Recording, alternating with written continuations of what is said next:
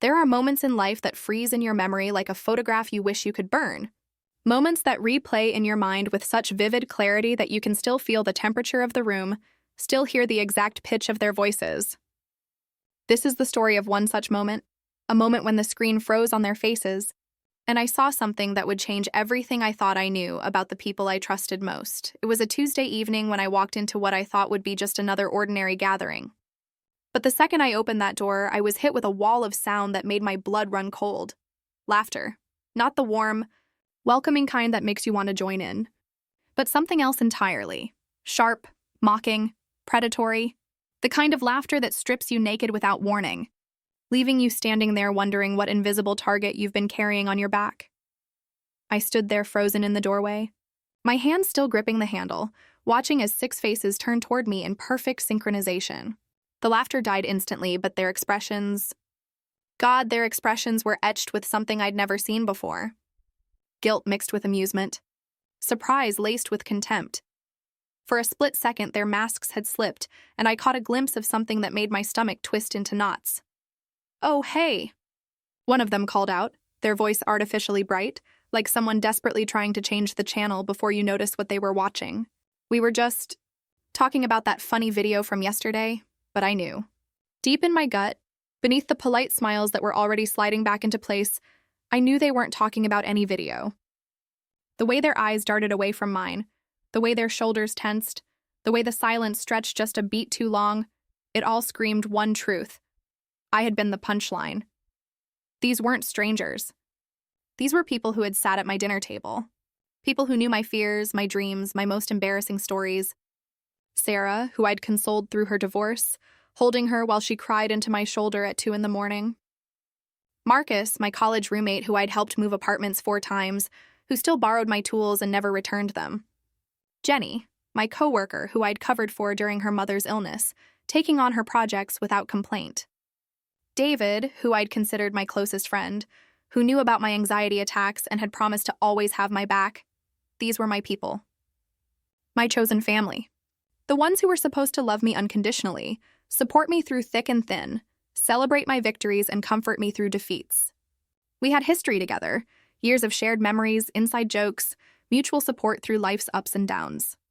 I had trusted them with my vulnerabilities, my secrets, my heart, but standing there in that doorway, watching them scramble to rearrange their faces into expressions of casual normalcy, I realized I might not have known them at all. The weeks that followed were torture. Every interaction felt like walking through a minefield blindfolded. I found myself analyzing every glance, every pause in conversation, every laugh that came a moment too late.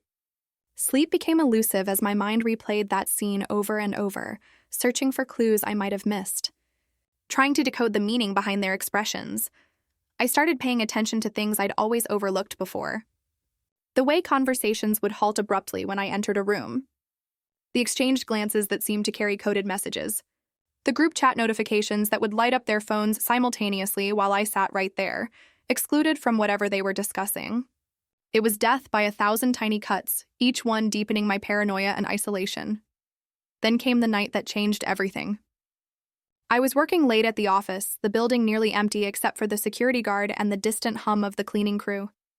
I'd forgotten my headphones and went back to grab them from the conference room where we'd had our team meeting earlier.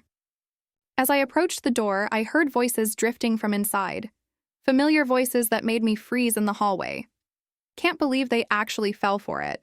Jenny's voice. Crystal clear through the thin walls. I almost lost it when they said they were so grateful for our support. Marcus laughed, his tone dripping with sarcasm. My heart hammered against my ribcage as I pressed myself against the wall, straining to hear every word. The best part, Sarah's voice joined in, is how they keep trying so hard to fit in. It's honestly pathetic. Did you see their face during the presentation yesterday? David's voice. David, my supposed best friend. Pure desperation. Like a lost puppy begging for attention. The room erupted in laughter, the same sharp, mocking sound that had haunted me since that Tuesday evening. But now I understood what it meant. This wasn't just casual gossip or innocent joking. This was systematic, calculated cruelty. They had been orchestrating my humiliation, manufacturing situations to watch me stumble, collecting my vulnerabilities like trophies. I stood there in that empty hallway, listening to them dissect me piece by piece, and felt something inside me break. Not just my heart, that had been cracking for weeks. Something deeper. My faith in people, my ability to trust, my understanding of my place in the world. The room full of laughter. But what hurt most wasn't the cruelty itself. It was the realization that while they were busy tearing me down behind my back, I had been defending them to others. When someone criticized Sarah's work ethic, I had sung her praises. When Marcus made inappropriate jokes, I had made excuses for him. When Jenny was passed over for promotion, I had consoled her and told her she deserved better. When David was going through his rough patch, I had been his constant support system. I had been their advocate while they were my executioners. The next morning, I watched them perform their usual routine with a new understanding. The warm greetings, the concerned inquiries about my weekend, the seemingly genuine interest in my projects, it was all theater. They had perfected the art of wearing masks, so convincing that I wondered if they even remembered what their real faces looked like underneath. Sarah asked about my presentation, with such apparent sincerity that I almost doubted what I'd heard the night before. Marcus offered to help with my workload with such convincing generosity that part of me wanted to believe it was real. Jenny complimented my new haircut with such warmth that I felt a momentary flutter of the old trust. David suggested we grab lunch later, his smile so genuine that for a second I forgot he had called me pathetic just hours before. But I remembered. And now I couldn't unsee the microscopic tells. The way Sarah's smile never quite reached her eyes. The slight tightness around Marcus's mouth when he offered help. The way Jenny's compliment came with just a hint of condescension. The way David's invitation felt more like surveillance than friendship. They were so good at it. So practiced. How long had they been doing this? Months? Years? Had our entire friendship been built on this foundation of deception? Had they ever genuinely cared about me, or had I always been nothing more than entertainment to them? The questions consumed me. I started second-guessing every memory, reframing every interaction through this new lens of betrayal. That time they all canceled plans last minute. Had they been doing something without me? That inside joke I never quite understood. Was it about me? Those moments when conversations stopped when I approached. Were they always discussing my latest embarrassment? Days blended into weeks as I carried this secret knowledge like a poison in my veins. I went through the motions of normalcy, but inside I was decomposing. Every smile they gave me felt like another layer of lies. Every kind gesture felt like manipulation. Every laugh felt like a dagger twist. And still, that image haunted me. Those 6 faces frozen in that moment when their masks had slipped, when I'd seen the truth written in their expressions. I found myself staring at photographs of us together, searching for signs I'd missed. Had they always looked at me with that hidden contempt? Had I been blind, or had they just gotten better at hiding it over time? The breaking point came during what should have been a celebration. I had finally landed a promotion I'd been working toward for months, a position that would change my career trajectory and validate years of hard work. I was genuinely excited to share the news with the people who I thought had been supporting me through the journey. I called David first, my voice bubbling with excitement as I told him about the opportunity. His congratulations sounded enthusiastic, but there was something underneath, a strange quality I couldn't quite identify. When I mentioned wanting to celebrate with everyone, he suggested we all meet at our usual spot that weekend. The gathering felt different from the moment I arrived. There was an undercurrent of tension I couldn't place, like electricity in the air before a storm. Everyone seemed to be trying just a little too hard to appear happy for me. The congratulations felt rehearsed, the smiles looked painted on, and the conversation kept steering away from my achievement toward other topics. But it was Marcus who finally let the truth slip. After a few drinks, his careful mask began to crumble. "You know," he said, his words slightly slurred but his eyes sharp with malice, "some people just have all the luck, don't they?" The table went quiet. Sarah shot him a warning look, but he was already too far gone to stop. I mean, it's amazing how far connections can take you. Right, everyone? His laugh was bitter, accusatory. The air grew thick with unspoken tension.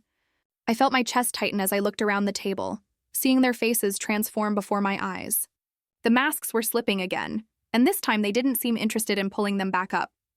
"Marcus, don't," Jenny warned, but her voice lacked conviction. "Don't what?" he pressed on, emboldened by alcohol and months of suppressed resentment. "Don't point out the obvious?" We all know this promotion wasn't exactly based on merit. The words hit me like a physical blow. Around the table, I saw a mixture of reactions. Sarah looking uncomfortable but not contradicting him. Jenny staring at her drink. David avoiding my eyes entirely. No one was defending me. No one was shutting him down. What are you trying to say? I managed to ask, my voice barely above a whisper. Marcus leaned forward, his expression cruel and satisfied. I'm saying some of us have been carrying dead weight for a long time, and apparently dead weight floats to the top if you wait long enough. The silence that followed was deafening. I looked around the table one more time, waiting for someone, anyone, to tell Marcus he was out of line, to defend me, to show even a shred of the loyalty I'd always shown them. But the silence stretched on, heavy and damning. That's when it all came crashing down. Not just the realization that they didn't respect me, but the understanding that they never had. This promotion they were diminishing? I had earned it through countless late nights, innovative solutions, and dedication that had cost me relationships and personal time. Those connections Marcus mentioned?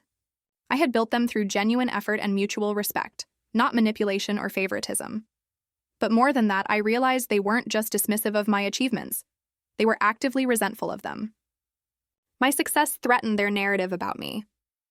As long as I was struggling, failing, or needing their help, I was safe to keep around as their source of entertainment and ego boost. But the moment I started succeeding on my own terms, I became a problem. You know what?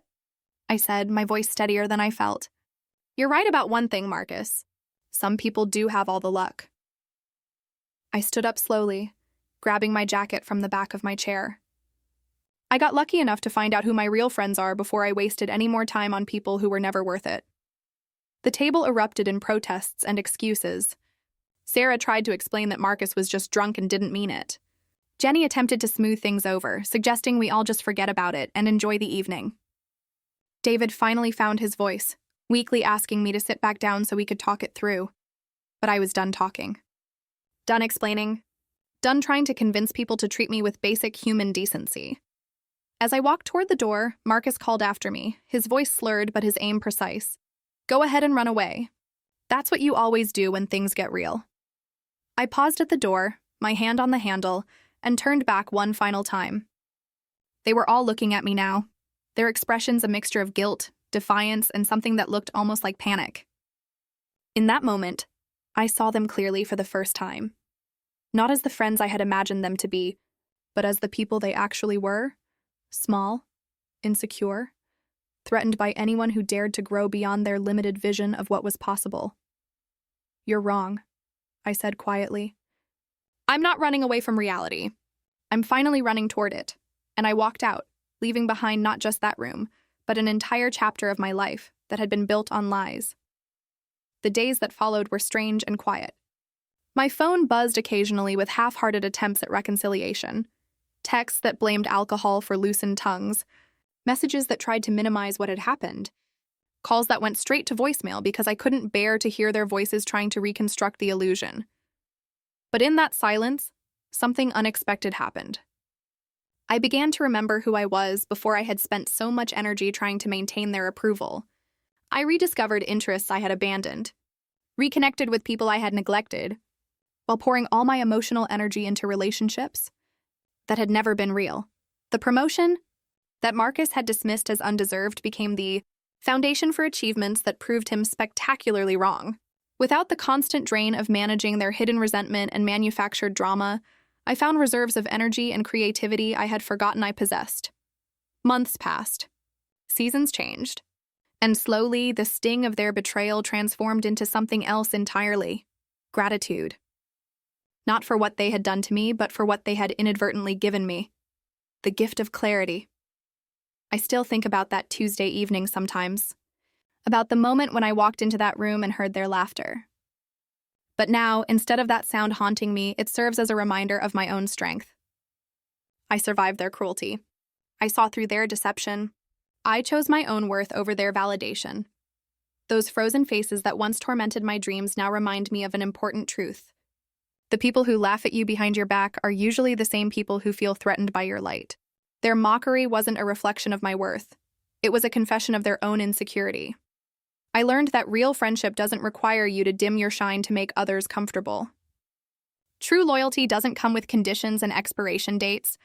Genuine love doesn't keep score or harbor secret resentments. The room full of laughter that once represented my deepest humiliation became the catalyst for my greatest liberation.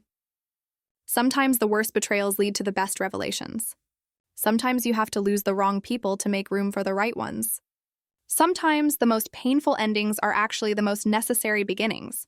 And sometimes, walking away from the fire is the only way to stop getting burned. That Tuesday evening, I thought I was walking into just another ordinary gathering. Instead, I walked into the beginning of my real life, a life built on authentic connections, genuine self-respect, and the hard-won wisdom that sometimes the greatest gift toxic people can give you is showing you exactly who they are. Their laughter doesn't echo in my mind anymore. It's been replaced by something far more powerful, the sound of my own voice, finally speaking my truth, finally choosing myself, finally free.